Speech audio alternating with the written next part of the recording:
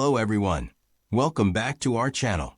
In this video, I'm going to quickly show you how to delete your Quizlet account. Let's get started.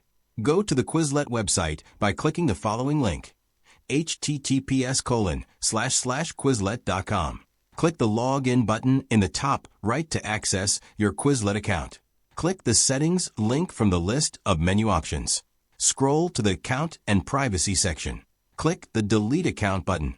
Quizlet will ask if you are sure you want to delete your Quizlet account. Click the Delete Account button to confirm you want to delete your Quizlet account permanently. Note: this action is permanent and will result in the deletion of your Quizlet account and all the data associated with it. You will see a notification confirming your request has been completed. You have deleted your Quizlet.com account, and you are done. I hope this video was helpful. See you in the next video. Thanks for watching this video.